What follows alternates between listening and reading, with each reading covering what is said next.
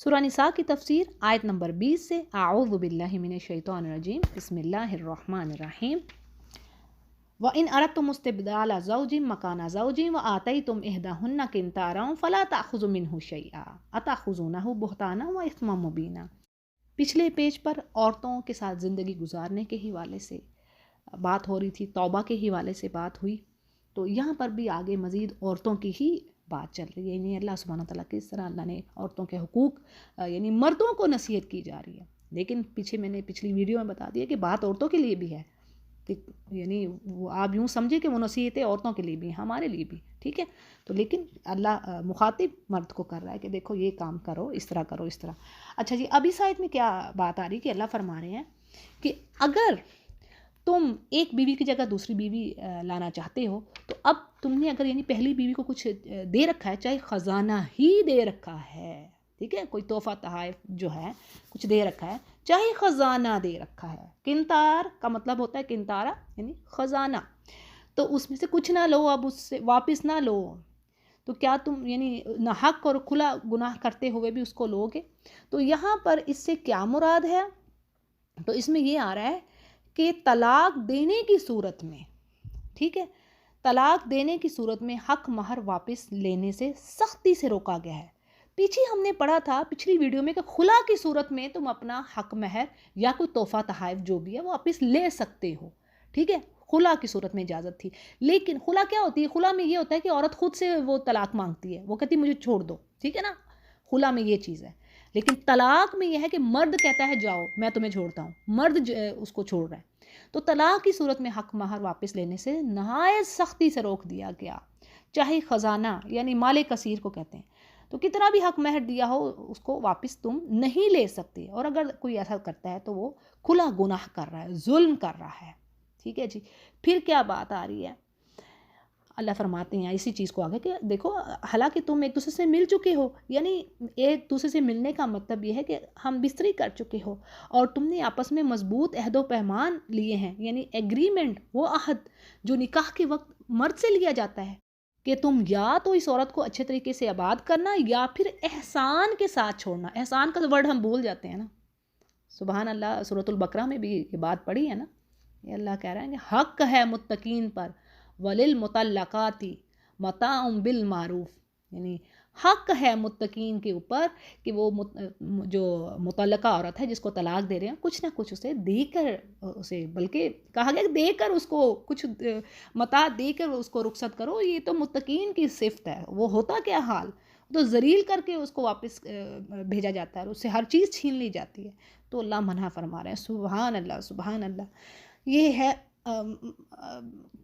اللہ کا کرم، فضل، رحم، یعنی اللہ نے اس ضعیف جنس کو ایسے نہیں چھوڑا۔ ولادہ بعد آپ کوئی حق نہ دے تو وہ اللہ نے تو نہیں کہا نا، اللہ نے تو کوئی کسر چھوڑی نہیں ہے ان کے حق کی بات کرنے میں۔ اچھا جی، آگے چلتے ہیں، اگلی آیت میں دیکھتے کیا یہاں پر ٹاپک بدل رہے ہیں۔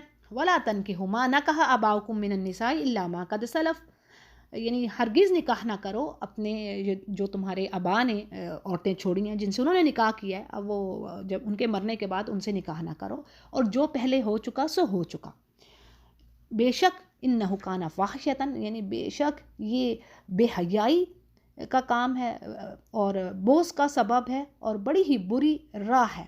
اب اس کی ڈیٹیل میں بات یہ ہے، پیچھے بھی میں نے آپ کو یہ پچھلی ویڈیو میں یہ بات رکھی تھی، یہاں پر مزید دیکھ لیتے ہیں کہ زمانہ جاہلیت میں ایک طرح کا یہ بھی ظلم ہوتا تھا عورت پر کہ سوتیلے بیٹے اپنے باپ کی بیوی سے یعنی سوتیلی ماں سے نکاح کر لیتے، تو اس سے روکا جا رہا ہے۔ اور یہ بھی پیچھے ہم نے پڑھ لیا تھا پچھلی ویڈیو میں کہ اس کو یعنی بیوہ کو اس طرح ٹریٹ کیا جاتا تھا جیسے وہ چھوڑا ہوا مال ہے میت کا، یعنی اپنی مرضی سے اسے نکاح کی اجازت دیتے یا اس کو اجازت ہی نہ دیتے، اور وہ ساری عمر ہی ایسے مجبوری سے گزارتی۔ پھر اسی طرح یہ بات بھی آ رہی کہ بیٹا سوتیلا بیٹا اس سے نکاح کر لیتا، تو اس چیز سے روکا جا رہا ہے، کہا جا رہا ہے یہ نہایت ہی بے حیائی کا کام ہے اور بالکل حرام ہے، بلکہ اس میں ایسی عورت سے بھی نکاح کو ممنوع قرار دیا گیا ہے جس سے اس کے باپ نے نکاح کیا ہو اور جنسی تعلقات قائم نہیں کیا اور اس سے پہلے اس نے طلاق دے دی، تو اس سے بھی نکاح جائز نہیں ہے، ٹھیک ہے۔ اس پر بھی علماء ابن عباس رضی اللہ عنہما اور علماء بھی اس بات کے قائل ہیں۔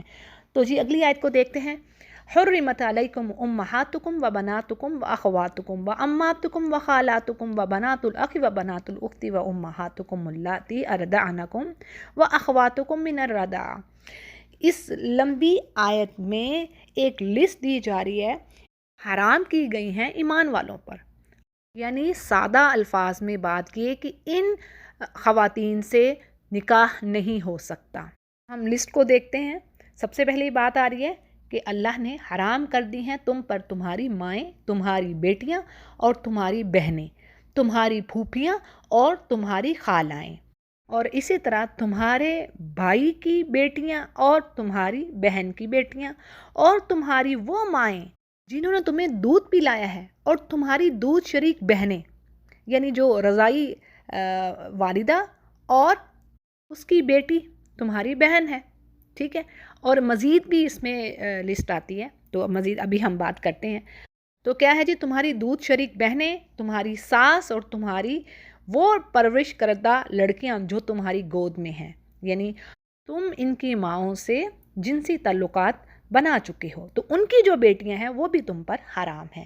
ہاں، اگر تم نے ان سے جمع نہیں کیا، یعنی اگر تم نے ان سے جنسی تعلقات قائم نہیں کیے، تو پھر تم پر کوئی گناہ نہیں، یعنی پھر اس کی بیٹی تم پر حلال ہوگی۔ اور اسی طرح تمہارے صلبی یعنی سگے بیٹے کی بیوی اور تمہاری دو بہنوں کا جمع کرنا، یہ سب حرام ہے، یعنی سگے بیٹے کی جو بیوی ہے وہ بھی حرام ہے، اور اسی طرح دو بہنوں کو نکاح میں جمع نہیں کیا جا سکتا، یعنی دو بہنوں سے بیک وقت نکاح نہیں ہو سکتا، یہ بھی حرام ہے۔ ہاں، جو گزر گیا، جو پہلے ہو گیا سو ہو گیا، اور یقیناً اللہ تعالیٰ بخشنے والا اور مہربان ہے۔ اچھا جی، اس کی ڈیٹیل میں ذرا ہم بات دیکھ لیتے ہیں کہ تفصیل آ رہی ہے۔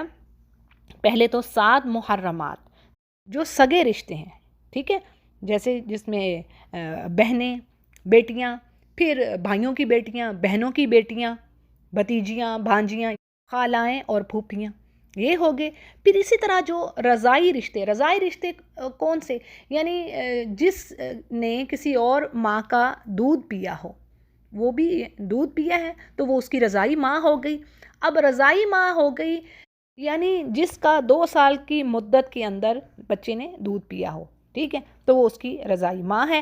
اب رضائی بہن وہ عورت جس کو تمہاری سگی ماں یا پھر رضائی ماں نے دودھ پلایا ہو، یعنی اگر سگی ماں نے بھی دودھ پلا دیا نا کسی بچی کو، تو وہ بھی اس کے بیٹوں کے لیے حرام ہو جائے گی، وہ ان کی بہن ہو جائے گی، ٹھیک ہے، رضائی بہن ہو جائے گی۔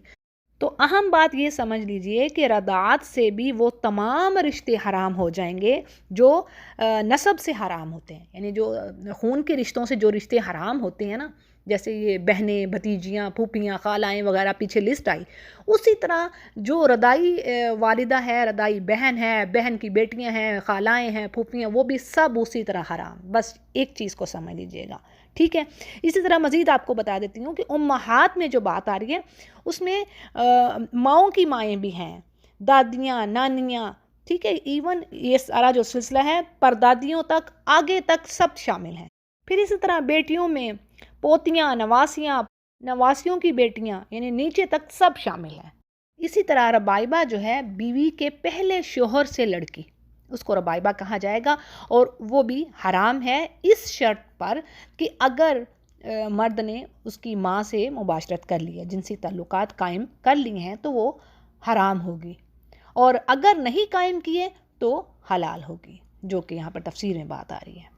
پھر اسی طرح یہ جو الفاظ آ رہے ہیں من اسلابکم، یعنی تمہارے صلبی بیٹوں کی بیویاں، اس سے کیا پتہ چل رہا ہے؟ صلبی یعنی سگے بیٹے، یعنی اللہ نے حرام کر دی ہیں سگے بیٹوں کی بیویاں، بہویں یعنی، ٹھیک ہے۔ لیکن ایک بات واضح ہے کہ لے پالک بیٹوں کی بیویوں سے نکاح حرام نہیں ہے، ٹھیک ہے، جو اس آیت سے پتہ چل رہا ہے کہ یہاں پر سگے بیٹوں کی بیویوں کی بات کی جا رہی ہے، جو لے پالک ہے اس کی بیوی سے نکاح جائز ہے، اور یہ سورۃ الاحزاب میں نبی کریم صلی اللہ علیہ وسلم سے کر کے دکھلوا دیا گیا کہ ایسا کرنا جائز ہے، جب زینب رضی اللہ عنہا سے آپ نے نکاح کیا۔ اور پھر آگے آخری بات جو اللہ کہہ رہے ہیں وَأَن تَجْمَعُوا بَيْنَ الْأُخْتَيْنِ، کہ وہ بات یہ کہ تم دو بہنوں کو نکاح میں جمع نہیں کر سکتے، یعنی ایک وقت میں ان سے نکاح نہیں کر سکتے، یہ حرام ہے۔ اور وہ دونوں بہنیں آپس میں چاہے ردائی بہنیں ہوں چاہے سگی بہنیں ہوں، نکاح حرام ہے، ٹھیک ہے. اور اسی طرح پھوپھی اور بھتیجی کو جمع نہیں کیا جا سکتا. یہ بڑی اہم باتیں، یہ سمجھ لیجئے. اگرچہ آیت میں یہ الفاظ نہیں لکھے ہوئے، لیکن یہ تفسیر میں ہمارے علماء ہمیں بتا رہے ہیں کہ پھوپھی اور بھتیجی کو بھی آپ جمع نہیں کر سکتے، اور اسی طرح خالہ اور بھانجی کو آپ نکاح میں جمع نہیں کر سکتے، یعنی بیک وقت ان سے نکاح نہیں کر سکتے. ہاں یہ ہو سکتا ہے کہ جیسے کہ اگر ایک بہن کی وفات کے بعد دوسرے سے نکاح کر لیا جائے تو وہ بالکل جائز ہے. تو وہ باقی وہ یہ جو کنڈیشن ہے دوسروں پر بھی لگے گی. یعنی اگر خالہ سے نکاح ہوا تھا پہلے، اب خالہ اس کی یہ پہلی بیوی یعنی فوت ہو گئی ہے، اب وہ بھانجی سے نکاح کر رہا ہے تو وہ جائز ہے. لیکن بیک وقت ایک وقت میں ان سے نکاح نہیں ہو سکتا. ٹھیک ہے جی. تو یہ 3 کنڈیشنز میں نے آپ کے آگے رکھ دی. بڑی اہم چیزیں ہمارے سمجھنے کو، انشاءاللہ اللہ تعالیٰ ہمیں دین کی سمجھ دے اور اس پر عمل کی بھی توفیق دے. اور آگے اللہ فرما رہے ہیں کہ جو کچھ گزر گیا سو گزر گیا، یعنی جو بھی جہالت میں جو کام ہوئے، اللہ تعالیٰ غفور الرحیم ہے، بخشنے والا ہے. علم آ جانے کے بعد بات یہ ہے کہ جب آپ کو علم آ گیا اب اس پر عمل کیجئے. جب آپ کے پاس علم نہیں تھا یا جہالت یعنی جہالت سے کوئی کام ہو گیا، خطا سے کوئی کام ہو گیا، آپ کا ارادہ نہیں ہے تو غلطی سے، تو اس پر پکڑ نہیں آتی. اوتھینٹک حدیث سے ثابت ہے. اگلی آیت کو دیکھتے ہیں جی. والمحصنات من النساء الا ما ملکت ایمانکم. اور اللہ نے کیا حرام کیا ہے؟ یعنی ایک لسٹ پیچھے دے دی تھی، اب آگے اللہ کہہ رہے ہیں وہ عورتیں جو شادی شدہ ہیں، شوہروں والی ہیں، وہ تم پر حرام ہے، مگر وہ جو تمہاری ملکیت میں آ جائیں. اللہ تعالیٰ نے یہ کام تم پر فرض کیے ہیں، اور ان عورتوں کے علاوہ دوسری عورتیں تمہارے لیے حلال کر دی گئی ہیں، اور اپنے یعنی باقی سب عورتیں حلال ہیں. تھوڑی سی بات پہلے یہاں پہ ہم سمجھ لیتے ہیں کہ قرآن کریم میں جو احسان، حسنہ سے یہ ورڈ ہے، ہا صاد نون حسنہ، ٹھیک ہے، یہ ہے اس کے روٹ ورڈ والمحسنات. ٹھیک ہے، جب جو یعنی پارے کا نام بھی ہے تو حسنہ 4 معنی دیتا ہے. کیا ہے؟ نمبر 1 کسی عورت کا شادی شدہ ہونا، نمبر 2 آزاد عورت کا ہونا، یعنی آزاد عورت وہ غلام نہیں ہے، پھر اسی طرح نمبر 3 پاک دامن عورت، پھر چوتھی بات اسلام یعنی مسلمان عورت. یعنی کیا 4 باتیں آ رہی ہیں محسنات کے مطلب کیا آ رہے ہیں؟ شادی شدہ عورتیں، آزاد عورتیں، پاک دامن عورتیں، مسلمان عورتیں. یہاں پر پہلے معنی مراد ہیں یعنی شادی شدہ عورتیں. ٹھیک ہے جی، یہ ہوگی. اب اس آیت کی بیک گراؤنڈ دیکھ لیتے ہیں کہ یہ نازل، اس کا جو شان نزول ہے وہ کیا ہے. تو اس میں یہ بات آتی ہے کہ جب بعض جنگوں میں کافروں کی عورتیں بھی مسلمانوں کی قید میں آ گئیں. ٹھیک ہے، کافروں کی بات ہو رہی ہے، کافروں کی عورتیں بھی مسلمانوں کی قید میں آ گئیں، تو مسلمانوں نے ان سے ہم بستری کرنے سے کراہت محسوس کی کیونکہ وہ شادی شدہ تھی. تو صحابہ نے آپ صلی اللہ علیہ وسلم سے پوچھا، جس پر پھر یہ آیت نازل ہوئی. مسلم اس کو روایت کر رہے ہیں کہ جس سے یہ معلوم ہوا کہ جنگ میں حاصل ہونے والی کافر عورتیں جب مسلمانوں کی لونڈیاں بن جاتی ہیں تو شادی شدہ ہونے کے باوجود ان سے مباشرت کرنا جائز ہے. ٹھیک ہے، جائز ہے ان سے مباشرت کرنا، لیکن ایک کنڈیشن بتا دی گئی، وہ سمجھ لیجئے کہ استبرائے رحم ضروری ہے. یعنی اس کو سادہ الفاظ میں میں آپ کو سمجھا دیتی ہوں کہ یعنی ایک حیض آنے کے بعد اس سے مباشرت کی جائے. یعنی اس سے کیا ہوگا کہ معلوم ہو جائے گا کہ وہ حاملہ نہیں ہے، پریگننٹ نہیں ہے. ٹھیک ہے، جب اس کا حیض آ گیا تو یہ کیا ہو گیا؟ یہ بات استبرائے رحم ہوگی، یعنی کلیئر ہو گیا. ٹھیک ہے. اب اگر کوئی آلریڈی حاملہ ہے تو اس کے وضع حمل کے بعد پھر اس سے تعلقات قائم کیے جائیں. یہ تفسیر میں بات آ رہی ہے. ٹھیک ہے، 2 چیزیں بتا دی ہیں کہ پہلے تو یعنی مسلمانوں کو اجازت دے دی گئی کہ جنگ میں اگر وہ آتی ہیں، اور ظاہر ہے یہ جو رولز ہیں یہ قیامت تک کے لیے ہیں. ابھی بھی کچھ ایسی سچویشن ہوتی ہے تو یہی رول امپلیمنٹ ہوگا جو اللہ نے کہہ دیا کہ اگر کافر عورتیں آ گئی ہیں ان کی قید میں مسلمانوں کی، تو اب ان سے وہ یعنی جیسے اس میں پھر طریقہ کار ہوتا ہے کہ یہ جو کمانڈر ہوتا ہے، جو حکومت ہوتی ہے، اس کی ذمہ داری ہوتی ہے وہ پھر آگے فوجیوں کو مال غنیمت کے طور پر عورتوں یعنی جو بھی مال غنیمت آتا ہے وہ ڈسٹریبیوٹ کرتا ہے. یہ نہیں ہو سکتا کہ فوجی اپنی مرضی سے جس سے مرضی جو کر لیں، نہیں، وہ یعنی حکومت کی ذمہ داری ہوتی ہے. جو پھر جو لیڈر ہیں وہ ڈسٹریبیوٹ کرتے ہیں فوجیوں میں مال غنیمت. ٹھیک ہے، اور جو لونڈیاں وہ مال غنیمت کے طور پر آتی ہیں جو وہ بھی پھر دی جاتی ہیں. تو ان کے لیے اب طریقہ بتا دیا گیا کہ کرنا کیا ہے. صحیح ہے جی. تو امید ہے کہ آپ پر بات واضح ہو گئی ہوگی. اب بات ہے جی لونڈی کا مسئلہ.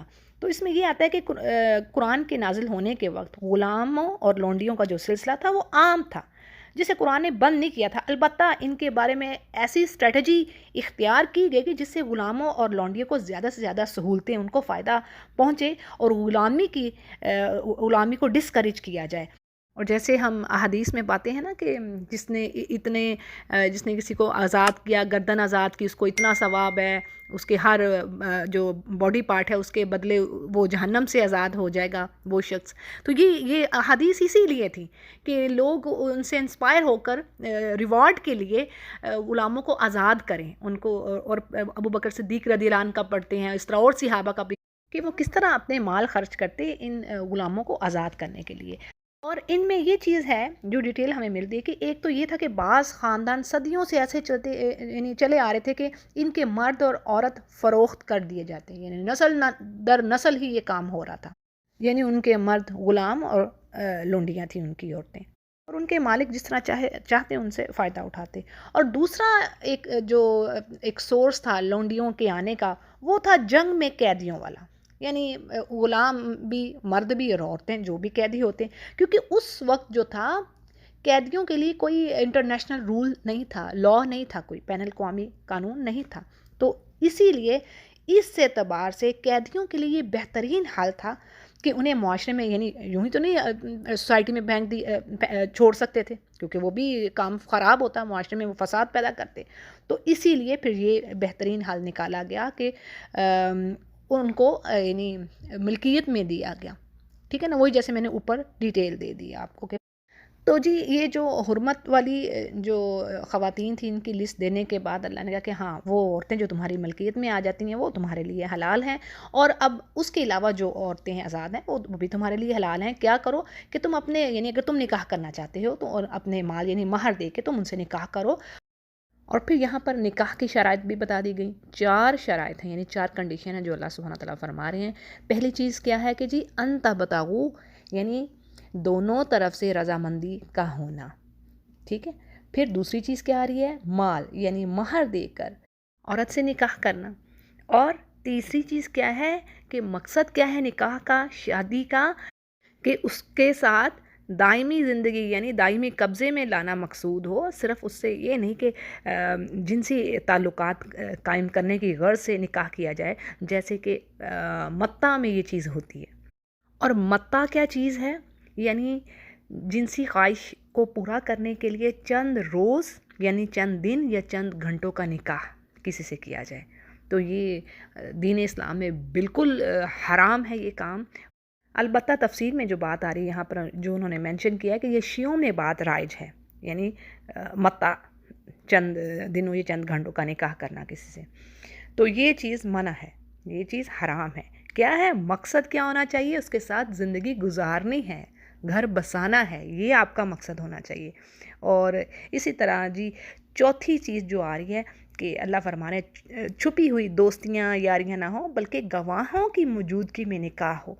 تو اس آیت سے ان 4 شرطوں کا پتہ چل رہا ہے، یعنی نکاح کا اصل مقصد، پرپس کیا ہے، آبجیکٹیو کیا ہونا چاہیے مومن مردوں کا، ٹھیک ہے جی۔ آگے دیکھتے ہیں، یہاں پر اللہ فرما رہے ہیں کہ جو مہر ہے مقرر ہو جانے کے بعد تم آپس کی رضامندی سے جو بھی طے کر لو، اس پر تم پر کوئی گناہ نہیں ہے، جیسے کہا جا رہا ہے وَلَا جُنَاحَ عَلَيْكُمْ فِي مَا تَرَادَيْتُمْ بِهِ مِن بَعْدِ الْفَرِيضَةِ، یعنی اس میں آپس کی رضامندی سے مراد یہ ہے کہ مہر میں کمی بیشی کا اختیار دیا گیا ہے، یعنی ہر کوئی اپنی وسعت کے مطابق مہر فکس کرے، یعنی دین اسلام میں کوئی خاص اماؤنٹ، کوئی خاص رقم فکس نہیں کی گئی، اس بات کو اچھی طریقے سے سمجھ لیجئے، یعنی یہاں پر راستہ کھلا ہے۔ اب امیر ہے کوئی وہ اپنی وسعت کے مطابق، اور جو غریب ہے وہ اپنی استطاعت کے مطابق مہر فکس کرے۔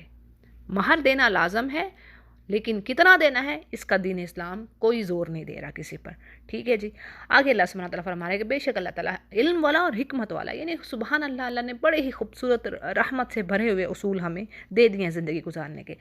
آگے اللہ فرما رہے ہیں وَمَن لَّمْ يَسْتَطِعْ مِنكُمْ طَوْلًا أَن يَنكِحَ الْمُحْصَنَاتِ الْمُؤْمِنَاتِ فَمِمَّا مَلَكَتْ أَيْمَانُكُم مِّن فَتَيَاتِكُمُ الْمُؤْمِنَاتِ، یعنی یہاں پر ایک اور سہولت ایمان والوں کو کہ اللہ فرما رہے ہیں تم میں سے اگر کسی کے پاس اتنی طاقت نہیں ہے کہ وہ آزاد مسلمان عورتوں سے نکاح کرے، وہ وسعت نہ رکھتا ہو، یعنی ان کا مہر دینے کے، کسی باعزت شریف اور جو زیادہ حسب النسب والی جو عورت ہے اس کو اگر وہ افورڈ نہیں کر پا رہا اس کے ساتھ شادی کرنا، تو کیا ہے کہ وہ مسلمان لونڈیاں جن کے تم مالک ہو ان سے یعنی نکاح کر لو، اللہ تمہارے اعمال کو خوب جاننے والا ہے، اور تم سب آپس میں ایک ہی تو ہو، اسی لیے ان کے مالکوں کی اجازت سے نکاح کر لو۔ اب تیسری جو چیز اللہ نے کہی کہ ان کی مالکوں کی اجازت سے، اس سے پتہ کیا چل رہا ہے کہ لونڈیوں کا مالک ہی لونڈیوں کا ولی ہوتا ہے، یعنی لونڈی کسی جگہ نکاح اس کی اجازت کے بغیر نہیں کر سکتی، اسی طرح غلام بھی اپنے مالک کی اجازت کے بغیر کسی جگہ نکاح نہیں کر سکتا۔ تو سہولت کیا دی جا رہی ہے کہ اگر تو کسی کی اپنی ہی ملکیت میں لونڈی ہے تو اس سے نکاح کر لے، اور اگر ایسا نہیں کسی اور لونڈی سے، یعنی کسی اس کا مالک کوئی اور ہے، تو اس کی اجازت کے ساتھ وہ اس سے شادی کر لے۔ اور کہا جا رہا ہے کہ رول کے مطابق، قاعدہ کے مطابق ان کے مہر ان کو دو، یعنی ان کو بھی مہر دیا جائے گا، اور وہ پاک دامن ہوں، یعنی نہ ہی علانیہ بدکاری کرنے والی ہوں اور نہ ہی چھپی ہوئی یاریاں دوستیاں کرنے والی ہوں، یعنی ان کے کردار بہترین ہوں، یہ بات کہی جا رہی ہے۔ اور پھر آگے کہا جا رہا ہے کہ جب یہ لونڈیاں نکاح میں آ جائیں، پھر اگر وہ بے حیائی کا کام کرتی ہیں تو انہیں آدھی سزا ہے بنسبت اس سزا کے جو ایک شریف آزاد عورت کو دی جاتی ہے۔ یعنی یہاں پر کیا ہے کہ اگر کوئی لونڈی زنا کے کام میں انوالو ہوتی ہے تو کیا ہے کہ اس کے لیے 100 کی بجائے 50 کوڑوں کی سزا رکھی گئی ہے، جو کہ باکرہ ہے، یعنی جو ان میرڈ ہے، یہ ان میرڈ کی سزا ہے، ٹھیک ہے؟ یعنی شریف عورت کے لیے کیا سزا ہے؟ 100 کوڑے، جو ان میرڈ ہے، ٹھیک ہے؟ بار بار میں کہہ رہی ہوں، جو ان میرڈ ہے اس کے لیے کیا ہے؟ زنا کی سزا 100 کوڑے، لیکن جو لونڈی ہوگی اس کی اللہ نے سزا کم کی ہے، 50 رکھی ہے، ٹھیک ہے؟ نصف ہوگی۔ اور گویا ان کے لیے کیا ہے، جو کہ تفسیر میں بات آ رہی ہے کہ ان کے لیے رجم کی سزا ہے ہی نہیں، یعنی اگر کوئی میرڈ جو خاتون ہے اور وہ لونڈی ہے، اگر وہ زنا کا کام کرتی ہے تو کیا ہے کہ اس کے لیے اس کو رجم نہیں کیا جائے گا، کیونکہ وہ نصف نہیں ہو سکتی، ٹھیک ہے؟ یہاں پر تفسیر میں جو مینشن ہے۔ اور آگے جو بات آ رہی ہے ذَلِكَ لِمَنْ خَشِيَ الْعَنَتَ مِنْكُمْ وَأَنْ تَصْبِرُوا خَيْرٌ لَكُمْ وَاللَّهُ غَفُورٌ رَحِيمٌ، یعنی اللہ یہاں پر فرما رہے ہیں کہ لونڈیوں سے نکاح کا یہ جو حکم ہے ان لوگوں کے لیے ہے جنہیں گناہ اور تکلیف کا اندیشہ ہے، یعنی جن کو یہ ڈر ہے کہ وہ کہیں اپنے جذبات کے ہاتھوں مجبور ہو کر کسی گناہ میں نہ پڑ جائیں، کسی بدکاری میں مبتلا نہ ہو جائیں۔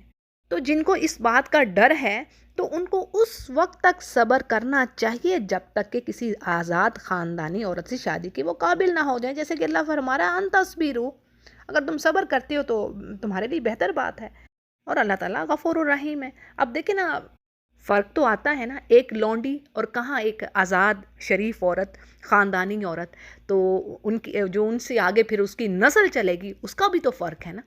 ہو سکتا ہے کہ کوئی اگر وہ لونڈی سے کرا، لونڈی جو اس کی ڈیزائرز ہیں ان کو پورا کر دے، شکل و صورت میں ٹھیک ہو، لیکن پھر بھی جو ایک شریف خاندان کی عورت کی تعلیم و تربیت ہوگی اس میں بڑا فرق ہوگا۔ جیسے آج اسکالرس کیا کہتے ہیں، وہ یہی بات کہتے ہیں نا کہ دیکھیں جی اپنے ان بورن بچوں کے لیے ایک فیور کر دیں، خدا را ایسی عورت سے شادی کریں جو یعنی دین کو چوز کریں، جو دیندار ہو، یعنی مال و دولت کو اور حسن کو نہ دیکھا جائے کہ اس میں دین کتنا ہے۔ تو جس نے اس کام کو پکڑ لیا وہ سکسیسفل ہوا، اکارڈنگ ٹو حدیث، صحیح حدیث کی یہ بات ہے کہ کچھ 4 چیزوں کی بنا پر شادی کی جاتی ہے۔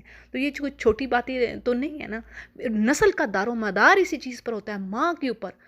اگر ماں خود دین کے راستے پر ہے، اللہ کے ساتھ محبت رکھنے والی ہے، تو وہ لازمی اپنے بچوں میں اسی چیز کو ٹرانسفر کرے گی جو اس کے اندر ہے، اور دوسری طرف اگر جس میں یہ چیزیں نہیں ہیں تو وہ کیسے اس چیز کو بہتر کرے گی۔ تو بہرحال یہ چھوٹی بات نہیں، ساری نسل کا دار و مدار اس پر ہوتا ہے۔ اور ایک حدیث کے مطابق آپ صلی اللہ علیہ وسلم نے فرمایا کہ دنیا کی بہترین متاع، یعنی ہر چیز دنیا کی نعمت ہے لیکن سب سے بہترین متاع کیا ہے؟ نیک صالح عورت۔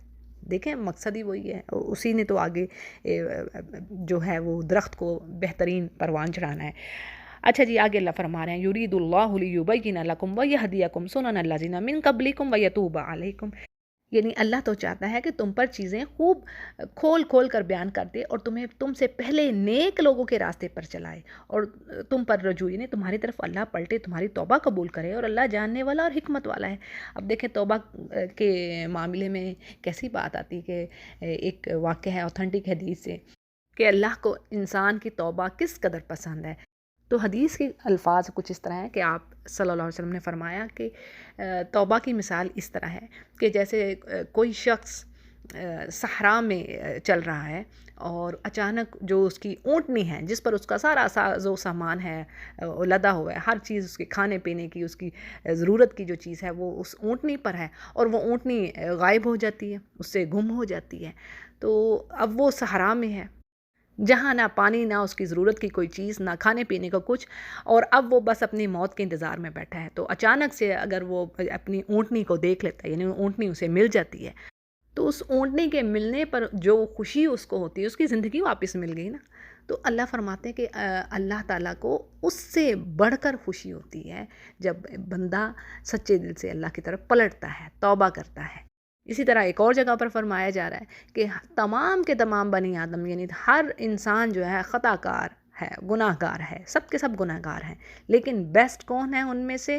جو توبہ کرنے والے ہیں، یعنی اللہ کی طرف پلٹنے والے ہیں۔ تو اللہ تعالیٰ ہمیں توفیق دے کہ ہم اللہ کے راستے پر جمے رہیں، نیکیوں کی طرف سبقت کریں اور اللہ کی رضامندی پانے والوں میں سے ہوں۔ آمین یا رب۔ وآخر دعوانا ان الحمد للہ رب العالمین۔